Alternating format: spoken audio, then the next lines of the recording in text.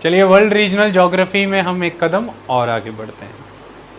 आज हम सोशलिज्म के कॉन्सेप्ट को आगे बढ़ाएंगे और आपको एक अच्छा कंपैरेटिव एनालिसिस, बिल्कुल ग्रास रूट लेवल की एग्जांपल्स लेके सोशलिज्म और कैपिटलिज्म का एक कंपैरेटिव एनालिसिस देंगे, ताकि आप ये समझ पाएँ कि ईस्टर्न यूरोपियन कंट्रीज़ ने जब खुद को परिवर्तित किया सोशलिस्ट से कैपिटलिस्ट इकॉनमी में, उनको क्या चैलेंजेस फेस करने पड़े होंगे। टॉपिक पढ़ने का पर्पज़ तो यही है, अदरवाइज़ आप हंगरी को पढ़ लेंगे, यूक्रेन को पढ़ लेंगे, बेलारूस को पढ़ेंगे और ये कहेंगे कि ये सोशलिस्ट से कैपिटलिस्ट में ट्रांसफॉर्म हुई और इन्हें बहुत से चैलेंजेस फेस करने पड़े। बुक ने इतना लिखा और कहानी ख़त्म। बट मेरा सवाल फिर यहाँ से पैदा होगा, जो सिविल सर्विसेज के भी सवाल हैं, क्या challenges, tell me the challenges. तो चैलेंजेस जिक्र करने के लिए हमें आज इन कॉन्सेप्ट्स को जहाँ कल छोड़ा था वहाँ से उठाना होगा। चलिए, अब आपसे मैं कुछ सवाल करूँगा जो हमने कल पहले सीखा, उसके आधार पर देखते हैं आपने क्या पढ़ा। पहले मुझे आप उन कंट्रीज़ के नाम बताएं जो कंट्रीज़ ईस्टर्न यूरोप की डायरेक्टली यूएसएसआर के अंडर थी, मतलब वो मेंबर कंट्रीज़ थी यूएसएसआर की, ईस्टर्न यूरोप की। पहले आप मुझे उनके नाम बताएंगे। वेरी गुड, आप सबने हाथ खड़ा किया, ये बड़ी अच्छी बात थी। पर हम राघव से पूछेंगे। राघव, क्विक। लैटविया, लैटविया, हाँ Latvia, Estonia, Belarus, Ukraine, Moldova, Lithuania. अब कंट्रीज़ के नाम हमेशा सही बोलना, लैटविया, लिथुआनिया और एस्टोनिया। तो Estonia, Latvia, Lithuania, Ukraine, Belarus and Moldova, ये ईस्टर्न यूरोप की वो कंट्रीज़ थी जो सीधे सीधे यूएसएसआर की मेंबर कंट्रीज़ थी। कर्णवीर मिन्हास प्रताप दिखाते हुए उन कंट्रीज़ के बारे में बताएंगे ईस्टर्न यूरोप की जो यूएसएसआर की मेंबर नहीं थी पर उसके प्रभाव में थी, उन पर सोशलिस्ट इम्पैक्ट था। कौन सी कंट्री थी कर्णवीर मिन्हास? नीचे से ऊपर की ओर चले तो आसानी होगी, नीचे से ऊपर की ओर, नीचे से। अल्बानिया, अल्बानिया,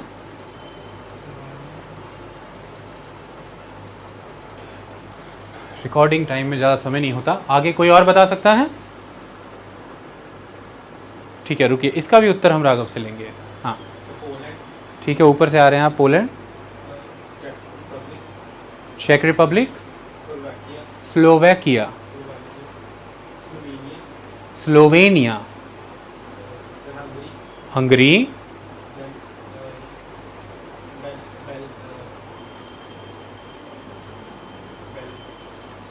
सर्बिया, सर्बिया की कैपिटल है बेलग्रेड, मैसेडोनिया, बोस्निया, कौन? क्रोशिया, कोसोवो, कंप्लीट है। कौन कौन सी मिस हुई? Romania, Bulgaria, Montenegro, Albania, Skopje, बोल दिया, बोल दिया, अल्बेनिया। अब आप में से कौन है जो एक फ्लो में इसे बता सकता है? नीचे एक फ्लो में बताना है टीना। Poland.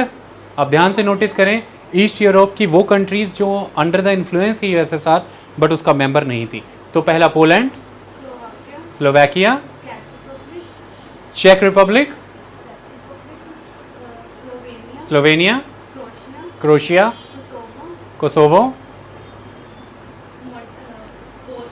Bosnia, मॉन्टेनीग्रो,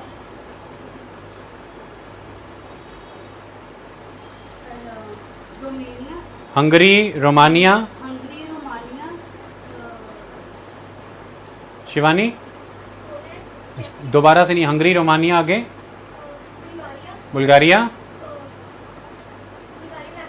Macedonia, Albania, Kosovo,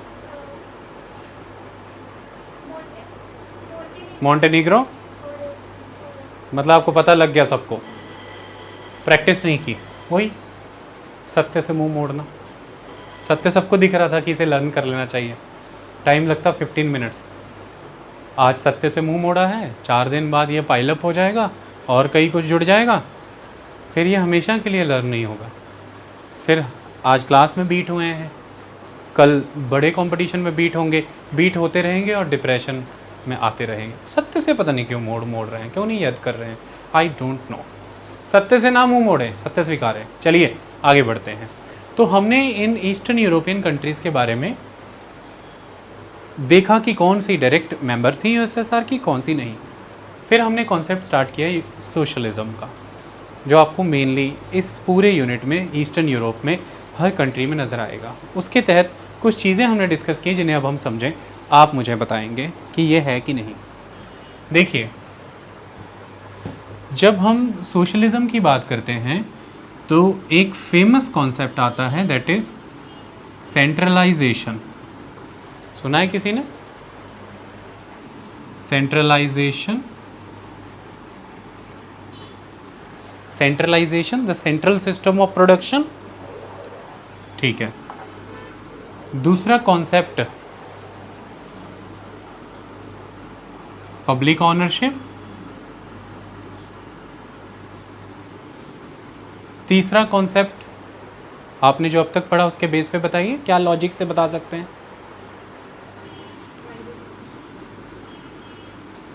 planned development, plan development, 5 year planning process. चौथा कॉन्सेप्ट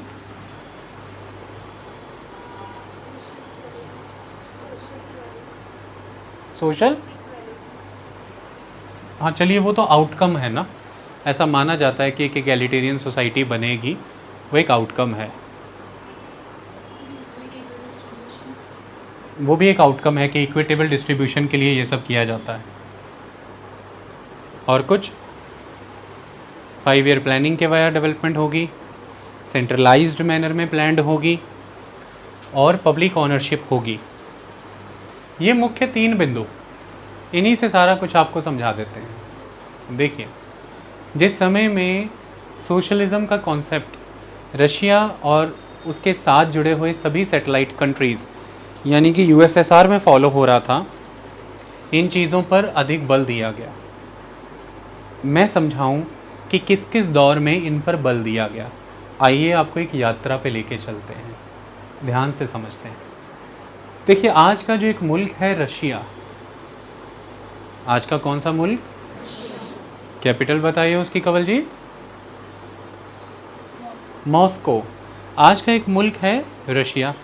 देखो कैसे ज़िंदगी में चीज़ें रिवाइज करते हैं ऐसे। मॉस्को किस नदी के नाम पर है? मुस्कोवा।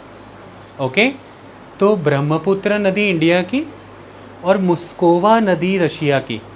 तो ब्रह्मपुत्र का ब्रह्म, मुस्कोवा का मोस, तो ब्रह्मोस मिसाइल रशिया और इंडिया का जॉइंट प्रोजेक्ट है। किन 2 नदियों से नाम आता है? ब्रह्मपुत्र और मुस्कोवा। तो नाम क्या है? ब्रह्मोस। इट्स सिंपल, रट्टे की ज़रूरत ही नहीं लाइफ में, लॉजिक से जीवन बनेगा। ओके, तो रशिया एक कंट्री आज भी है, यूक्रेन के साथ उसकी कॉन्फ्लिक्ट चल रहा है।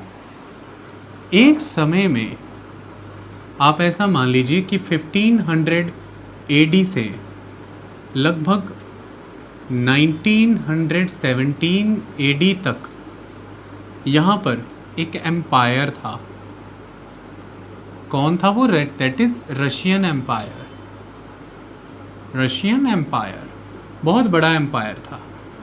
ओके, यहाँ पर जो रूल करते थे वो ज़ार रूलर थे, ज़ार रूलर। ओके, और जो ये किंगडम थी रशियन एम्पायर, आप इसे जो डायनेस्टी कह सकते हैं, that is रोमेनोव।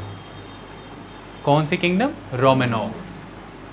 So the Romanov kingdom यहाँ रूल कर रही थी रशियन एम्पायर पर। डन। ज़ार रूलर थे। इसमें से एक रूलर है tsar Nicholas two, tsar Nicholas two. 1917 में रशिया के अंदर एक ग्रुप है, उस ग्रुप का नाम है Bolsheviks. Bolsheviks it's a group that is the Bolshevik. देखिए बहुत ग्रुप्स होते हैं, जैसे इंडिया में बहुत सी स्टूडेंट यूनियंस हैं, जैसे NSUI, national student union of India, Congress का स्टूडेंट विंग है। जैसे ABVP, अखिल भारतीय विद्यार्थी परिषद, BJP का स्टूडेंट विंग है। जैसे चंडीगढ़ में है पूसू है, सुपू है, इस तरह से आप नाम लेते रहते हैं। ओके, तो एक ग्रुप था द बोल्शेविक्स। ये बोल्शेविक्स के द्वारा रशिया में 1917 में अक्टूबर के महीने में बड़े स्तर की क्रांति कर दी गई। इसे अक्टूबर रेवोल्यूशन भी कहते हैं और इसे ही बोल्शेविक रेवोल्यूशन भी कहते हैं। इस बोल्शेविक रेवोल्यूशन के तहत, इस क्रांति के तहत रशिया में उस समय स्थापित रशियन एम्पायर के ज़ार रूलर्स में से ज़ार निकोलास टू को इन बोल्शेविक रेवोल्यूशनरीज ने गद्दी से उतार करके मार दिया, ख़त्म कर दिया, और रशिया में ज़ार शासकों की सत्ता, रोमेनोव एंड कर दिए गए। ओके, इनका एंड हो गया। अब आप पूछेंगे रशिया में इनका एंड हो गया तो बचा क्या? उस समय के लिए बोल्शेविक्स ने कंट्रोल कर लिया रशिया को, लेकिन कंट्रोल इतनी आसानी से थोड़ी ना होता है। अब चलेगा एक घातक दौर। कब तक चलेगा? 1917 अक्टूबर में चलेगा, नवंबर दिसंबर 1918 में चलेगा, 1919 में भी चलेगा, 1920 में भी चलेगा। ऐसे इसलिए लिखा रहा हूँ, कोई सियाना आदमी कहेगा कि सीधा लिख देता 1917 से 1922 तक, पर ना मैं सियाना ना मेरे बच्चे सियाने, मुझे पता है, इसलिए मैं ऐसे लिख रहा हूँ।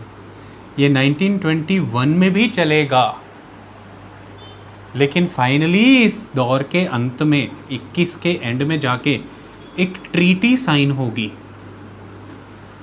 वो किनके स्पीच साइन होगी वो भी बताऊंगा। पहले ये क्या चलेगा? इस लंबे दौर के दौरान चलेगी सिविल वॉर, गृह युद्ध। रशिया में गृह युद्ध चलेगा। जब बोल्शेविक ने राजघराने की गद्दी पर बैठे हुए अंतिम शासक ज़ार निकोलास टू को गद्दी से उतार करके राजघराना अंत कर दिया, तो इन बोल्शेविक्स के लिए सत्ता की राह इतनी आसान नहीं थी। अब इन्हें अपने दूसरे विरोधियों से निपटना था और इसके लिए गृह युद्ध चला।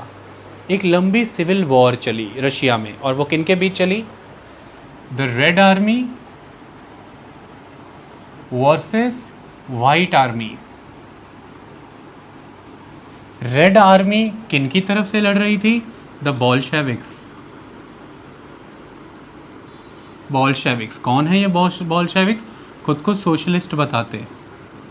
बोल्शेविक्स खुद को सोशलिस्ट बताते हैं, मार्क्सवादी मार्ग पर चलने वाले मार्क्सिस्ट सोशलिस्ट हैं ये। सोशलिज्म की कौन सी विचारधारा? जो मार्क्स ने दी है, कार्ल मार्क्स ने। और वाइट आर्मी किनकी है? जो मोनार्कीज़ हैं, मोनार्किस्ट, राजघरानों और के बचे लोग और उनके समर्थक, जो upper classes, that is the rich classes, the business classes, business merchant classes, आप इन्हें सीधे कहिए कैपिटलिस्ट क्लासेस। तो कैपिटलिस्ट क्लासेस। और तीसरा धड़ा कौन सा है? Other socialist ideologies.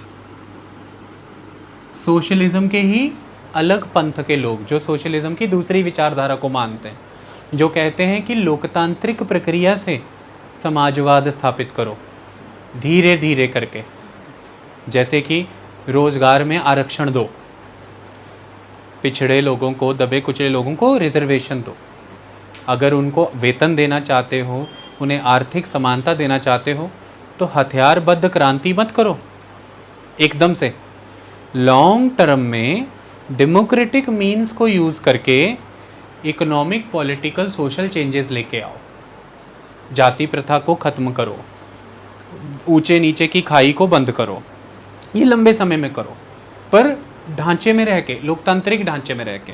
ऐसी बहुत सी सोशलिज्म की विचारधारा हैं, ये मार्क्सिस्ट वाली विचारधारा नहीं है। तो वो सोशलिस्ट जो बोल्शेविक वाली विचारधारा से अलग थे वो लोग, वो जो मोनार्कीज़ के समर्थन में थे, राजघरानों के समर्थन में थे और राजघराने से जुड़े लोग, और वो जो अपर क्लासेस, अपर कास्ट नहीं, upper classes, the rich classes, जिसे हम कहते हैं the bourgeois, the bourgeois classes, the business and merchants, ये मिलकर के वाइट आर्मी को सपोर्ट कर रहे हैं। तो 1917 से फिर 1921 तक ये रेड आर्मी और वाइट आर्मी आपस में लड़ी, ये दो धड़े लड़े और अंततः जीत बोल्शेविक्स की हुई और ये ख़त्म हुए। अंततः जीत बोल्शेविक्स की हुई और रशिया में स्थापित हुई socialist communist party, the Marxist. इस पार्टी के हाथ में रशिया की कमांड आ गई। तो एक पार्टी जिसने रशिया को अपने कंट्रोल में ले लिया। और इस समय में एक ट्रीटी साइन हुई। फिर 1921 में ये ख़त्म होते होते एक ट्रीटी साइन हुई। ये ट्रीटी किन के बीच साइन हुई? रशिया एक तरफ खड़ा था और सामने से कौन आया? यूक्रेन आया और बेलारूस आया। तो यूक्रेन और बेलारूस तो आप जानते ही हैं, मैप पे आपने देखा ही है। यूक्रेन और बेलारूस आया रशिया के साथ, और 3 कंट्रीज़ आई जो कॉकेसस माउंटेन के उधर थी, जो कॉकेसस माउंटेन के उधर थी। अगर आपसे मैं ये पूछूं कि आपका इस माउंटेन से संबंध क्या है,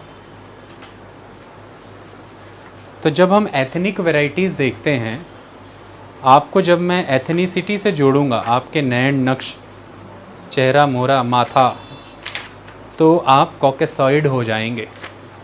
वो लोग जो कॉकेसस पर्वत से आए हैं। आई बात समझ में?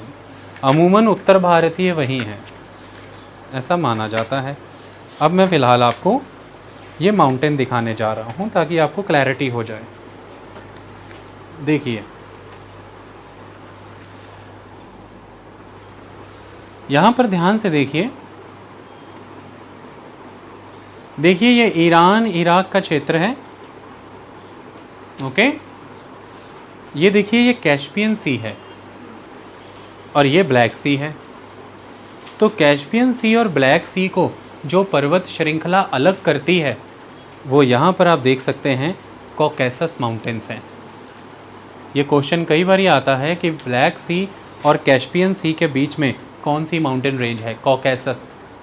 तो अगर अब मैं आपको पॉलिटिकल मैप पे दिखाऊं, तो आप ये देखिए, ये कैस्पियन सी है, ये ब्लैक सी है। जूम कर दिया ना कैमरा? तो दिलरुबा काम हो जाएगा फिर। ऑनलाइन वाले कहेंगे ठग लिया, स्कैम। रिपीट करता हूँ मैं जानता हूँ कि सबकी मेमोरी इतनी है कि एक बार में फीड कर लेते हैं, पर फिर भी करता हूँ। कर लूँ? कॉकेसस माउंटेन, ये कैस्पियन सी और ये ब्लैक सी के बीच में, दोनों सीज को अलग करते हुए। सी को हिंदी में क्या कहेंगे? सागर। सिंपल। ओशियन को महान सागर, महासागर। कई बार इतना आसान चीज़ होती है, बाद में गुस्सा भी आता है कितना इजी था, है ना? देख रहे हो ना विनोद कैसे बना रहे हैं? कैस्पियन सी, ब्लैक सी, और बीच में यहाँ पे हैं कॉकेसस माउंटेन्स। बोलना सीख लेना बेटा, कई बंदे से कॉका कुक्कड़ ऐसा कर देते हैं। कॉकेसस, CAU, कॉ, CAUSUS, सुस, कॉकैसस से बना ये, कॉकैसस। तो यहाँ पर अब आप देखिए, तो यहाँ पर ये रशिया है येलो रंग का। येलो रंग क्या होता है यार? येलो कलर, या तो पीला रंग, पीले रंग का। और इसके नीचे देखिए छोटे छोटे ये मुल्क आ रहे हैं। तो रशिया और इन मुल्कों के बीच में पर्वत आ रहे हैं, कॉकैसस। तो रशिया की तरफ से जो मुल्क कॉकैसस के भी परे हैं, उनके लिए वर्ड यूज़ होता है ट्रांस कॉकैससियन कंट्रीज़। क्या वर्ड यूज़ होता है? कई बच्चे इसे ही एक कंट्री के नाम पे याद कर लेते, इसलिए इतना समझाया। किसी के लिए ये बट ऑब्वियस से भी बात होगी, बट शायद किसी के लिए नहीं। छोटी छोटी बातों पे काम करते हैं हम। ओके, ट्रांस मने परे, ट्रांस कॉकैससियन, ऐसे स्पेलिंग लिख देते हैं पंजाबी की तरह, सयन, ट्रांस कॉकैससियन। कौन सी कंट्रीज होंगी यहाँ पर पलक? देखो ऑर्गेनिकली याद किया हमने। यहाँ पे होगी आर्मेनिया, दूसरा जॉर्जिया, तीसरा Azerbaijan, Azerbaijan, capital Baku, Georgia Tbilisi Armenia Yerevan, ऐसे कैपिटल होती है ये। सुनाते रहा करो अपने घर में किसी को भी, ऐसे दावा टोका करो, क्या कोई भी कंट्री कैपिटल पूछ, डरा मत करो, मैं वादा करता हूँ तुमको सब याद आएंगी। जो ना याद आए तो उसे कहा करो ऑप्शन दे। अब वो इतना प्रतापी तो है नहीं, कोई भी घर का मेंबर जो उसे आती होंगी उसे बोलो नेट से देख, ऐसे निकालो कंट्रीज विद कैपिटल। सुनाते रहा करो, घर में कोई आटा गूंद रहा है, कोई कुछ कर रहा है, थोड़ा थोड़ा उनको सुनाते रहा करो, क्या पूछो हमसे, इससे प्रैक्टिस बनी रहती है। तो ये कंट्रीज आई, 2 यूक्रेन और बेलारूस, और 3 ये आ गई। तो शुरुआती 6 कंट्रीज हैं ये जिन्होंने USSR बनाया। तो ये आई और इन्होंने उस समय के सोशलिस्ट कम्युनिस्ट पार्टी के लीडर व्लादिमीर लेनिन को ये कहा कि आइए मिलके एक गुट बनाते हैं। तो नाम रखा उसका USSR, USSR, union of Soviet socialist Republic.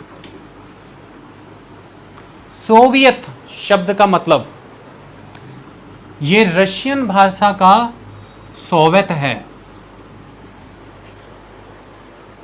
जो सोवत है वो खोवत है, जो जागत है वो पावत है। जीवन में बस ये याद रखना। आई बात समझ में? ये रशिया भाषा का सोवत है। सोवत का मतलब काउंसिल, सोवत का मतलब असेंबली भी, सोवत का मतलब और क्या हो सकता है? Advise, advise. आप एडवाइज एंड काउंसिल वर्ड पर फोकस करिए। तो यूनियन, सोवियत, यूनियन ऑफ, किनकी यूनियन? सोवियत की। सोवियत कौन होंगी? एक काउंसिल या एक एडवाइजरी बॉडी बेलारूस की, एक यूक्रेन की, एक अजरबैजान की, एक आर्मेनिया की, एक जॉर्जिया की, और एक रशिया। इन सब की यूनियन बना लेंगे ना। आइडियोलॉजी कौन सी फॉलो करेंगे? सोशलिस्ट। और होंगी क्या? मोनार्की नहीं, रिपब्लिक, गणराज्य होंगे ये। तो सोवियत्स की यूनियन बन गई, सोशलिस्ट आइडियोलॉजी फॉलो करी, और राजनीतिक प्रबंध ये रखा कि हम मोनार्किस्ट नहीं, रिपब्लिक होंगे। जैसे इंडिया रिपब्लिक है बट ब्रिटेन मोनार्की है ना। हम डेमोक्रेटिक रिपब्लिक हैं, वो डेमोक्रेटिक मोनार्की है, जापान की तरह। जापान भी डेमोक्रेटिक मोनार्की है, वहां भी राजा होता है। ऐसे अब जिंदगी में USSR का कभी फुल फॉर्म भूलेगा नहीं। Union of Soviet socialist Republic, USSR। सबसे बड़ा घटक दल, इस घटक दल का सबसे बड़ा सदस्य कौन है? रशिया। मॉस्को इसका सेंटर। और जब समय आगे बढ़ा तो अपनी पीक में ये कितने मुल्कों से बना हुआ संगठन था? 15। यूएसएसआर अपनी पीक में कितने मुल्कों से बना सदस्य था? 15। अब ही लिख दोगे आप, आपको पता ही है। ये मैंने बता दिया यूक्रेन बेलारूस। तो जो इसके ईस्टर्न यूरोप वाले मेंबर थे बच रहे हैं, जो एस्टोनिया, लाटविया, लिथुआनिया, मोल्डोवा, उनका नाम डाल दो। और उधर से ये अर्मेनिया, जॉर्जिया, अजरबैजान का नाम तो डाल ही दिया। और बाकी वो सेंट्रल एशिया की 5 कंट्रियां ले लो, जैसे कि Uzbekistan, Turkmenistan, Tajikistan, Kyrgyzstan, Kazakhstan. हो गए 15। और फिर कहते हैं यूएसएसआर की 15 मुल्क याद नहीं होते। कैसे नहीं याद होते? सेंट्रल एशिया के 5 ले लिए, 6 ये खुद बने हुए हैं, और बाकी जो लेफ्ट ओवर है 6 ये खुद, 5 उधर से ले लिए। कितने हो गए? 6, 5, 11। और बाकी 4 बच ही रहे थे, एस्टोनिया, लाटविया, लिथुआनिया, मोल्डोवा। 15। बताओ किसी को डाउट है तो। रस नहीं डालते पढ़ाई में, रस के साथ जब पढ़ोगे तो रस पैदा होगा। ओके, रस का जिस पे जिक्र होता है उस लेखनी को श्रृंगार रस की भांति ट्रीट किया जाता है। तो वीर रस होता है, श्रृंगार रस होता है, राइटिंग में भी अलग अलग रस होते हैं। ओके, जो लेखक सबसे बेहतर रस पैदा करता है वो सबसे बड़ा माना जाता है, जो नहीं तो कहते तो नीरस है। रस के बिना कुछ भी नहीं है कंवल जी। यदि दाल चीनी में से रस निकल जाएगा ना उसका जूस, तो वो मसाला नहीं। आई? ओके, चलो आगे चलें। इतने में किसी को कोई डाउट? 1922 में इस यूएसएसआर का सबसे बड़ा मेंबर रशिया, सेंटर मॉस्को, सभी का इकोनॉमिक सेंटर यहाँ बना मॉस्को। सभी अपने अपने स्तर पर अपनी अपनी रिपब्लिक की फॉर्म में एग्जिस्ट कर रहे हैं, लेकिन सभी के यहाँ पर जो गवर्नमेंट्स रहेंगी वो कम्युनिस्ट रहेंगी, सोशलिस्ट कम्युनिस्ट गवर्नमेंट रहेगी। और जो पार्टी रहेगी सभी मुल्कों में वो सोशलिस्ट कम्युनिस्ट पार्टी ही रहेगी। तो सिंगल पार्टी सिस्टम प्रमोट हो गया भाई। तो सोशलिज्म कम्युनिज्म को दर्शाने वाला एक अहम बिंदु सिंगल पार्टी सिस्टम। चाइना में भी वही है। वर्ल्ड में जहाँ जहाँ पर ये इशू रह, जहाँ जहाँ पर ये सोशलिस्ट कम्युनिस्ट कंसेप्ट होता है, सिंगल पार्टी सिस्टम होता है। सिंगल पार्टी का मतलब यहाँ पर मल्टी पार्टी की ज़रूरत ही नहीं। वो कहते भाई स्टेट की फाउंडेशन का जो बीजारोपण है, आइडियोलॉजी है, वो यही है सोशलिस्ट कम्युनिस्ट, और उसकी पार्टी है ही है। जिसको आना इसमें आ जाओ, अलग फ्रंट क्या बनाना यहाँ पे। तो पूरी दुनिया में 1917 के अक्टूबर रेवोल्यूशन से पहला constitutionally guaranteed socialist communist state found हुआ। धरती पर संवैधानिक रूप में दिया हुआ पहला समाजवादी राष्ट्र जो स्थापित हुआ, राज्य जो स्थापित हुआ, वो रूस था, रशिया था। इंडियन कॉन्स्टिट्यूशन में सोशलिस्ट वर्ड बाद में जाके जोड़ा गया 42nd कॉन्स्टिट्यूशनल अमेंडमेंट एक्ट 1976 के बाद। भारतीय राज्य की प्रकृति हमेशा समाजवादी थी, लेकिन ये शब्द बहुत बाद में जोड़ा। और कॉन्स्टिट्यूशनली हमने कोई ऐसा सोशलिस्ट स्टेट नहीं बनाया जैसा रशिया है। और ऐसी गलतफहमी ना किसी को हो जाए, इसीलिए संविधान बनने के समय प्रीएम्बल में सोशलिस्ट वर्ड रखा भी नहीं था, कि कोई हमें रशियन सोशलिस्ट स्टेट की तरह ना मान ले और कोई वैसी मांगे ना करने लगे यहाँ पे, क्योंकि हमें मल्टी पार्टी सिस्टम प्रमोट करना था और हमें प्राइवेट ओनरशिप को भी प्रमोट करना था। लेकिन घोषित संवैधानिक गारंटियों के साथ स्थापित पृथ्वी पर पहला समाजवादी राज्य और राष्ट्र रशिया था। और यही रशिया के साथ मिलकर के उन 5 मुल्कों ने 1922 में एक संगठन खड़ा किया समाजवादी, वो यूएसएसआर था। तो 1921 की ट्रीटी के बाद 1922 से यूएसएसआर एग्जिस्टेंस में आया। कब आया? 1922 में ये जो यूएसएसआर एग्जिस्टेंस में आया, ये आज गिर पड़ बहुत रहे हैं सारे। 1922 में ये जो यूएसएसआर एग्जिस्टेंस में आया, 25 दिसंबर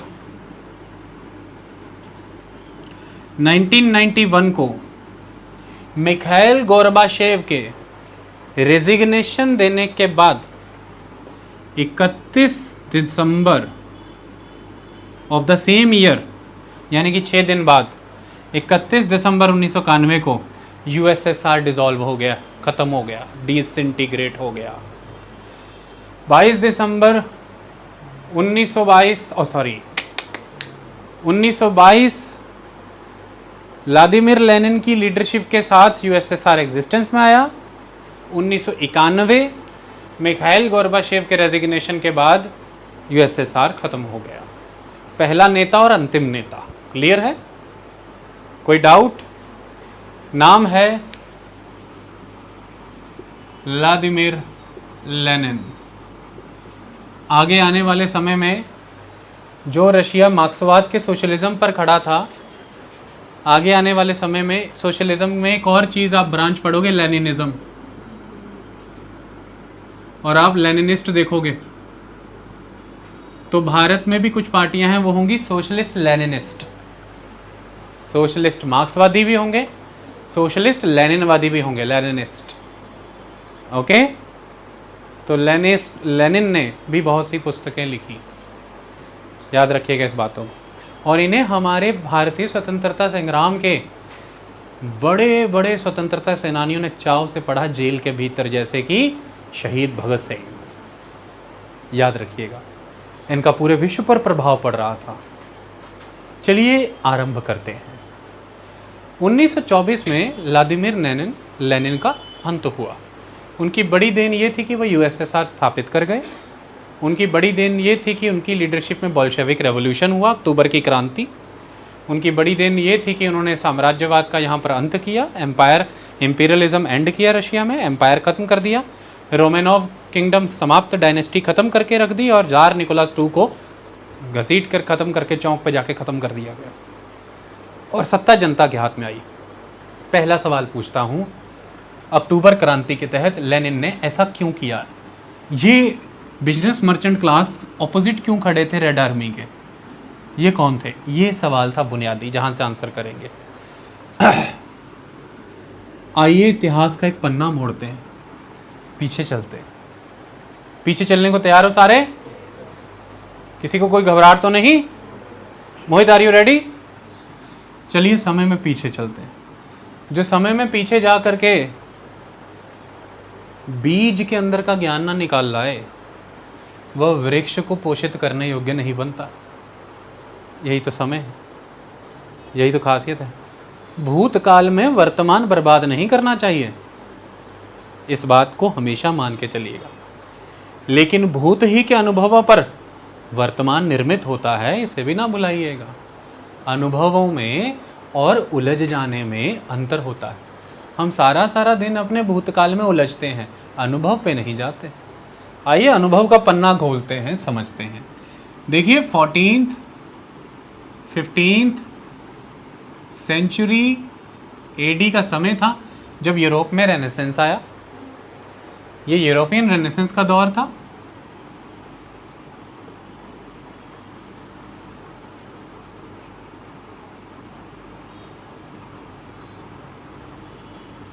ये यूरोपियन रेनेसेंस का दौर था, यूरोपीय पुनर्जागृति का काल। रेनेसेंस अर्थात रीअवेयरनेस, रीअवेकनिंग, यानी कि पुनर्जागृत होना किसी का। अक्सर दिखाते हैं ना, हनुमान बचपन में बहुत उपद्रवी थे और एक ऋषि के श्राप मिलने से शक्तियां भूल गए। बाल्यावस्था में इतनी शक्तियां मिल गई तो करनी भी क्या है, सही समय आने पे धारण करेंगे। तो उन्होंने ये वरदान भी दिया कि सही समय आने पे जब तुम्हें कोई याद कराएगा तुम्हें सब याद आ जाएगा।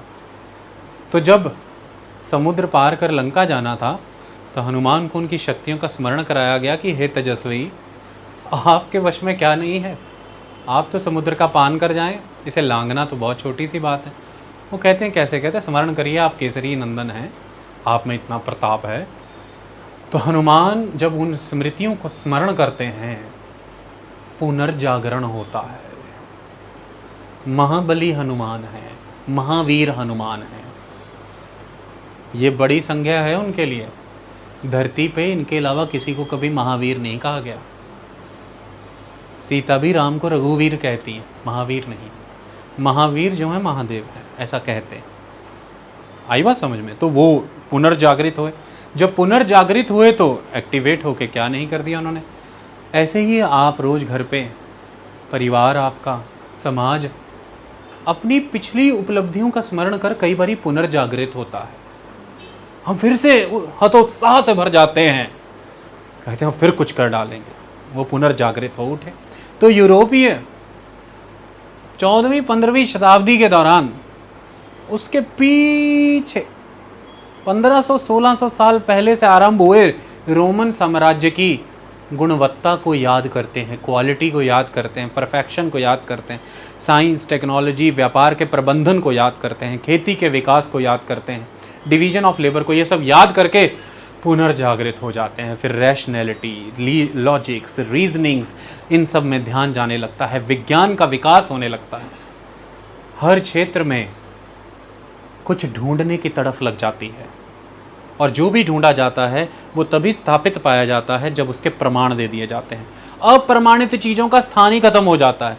कोई राजनीतिक विधि हो, कोई नक्षत्र ग्रह की दशा हो, कोई धार्मिक पद्धति हो, कोई सामाजिक नियम हो, कोई घरेलू व्यवस्था हो, यदि प्रमाणित नहीं बनती, लॉजिकल नहीं लगती, रैशनल नहीं लगती, स्वीकार्य नहीं होगी।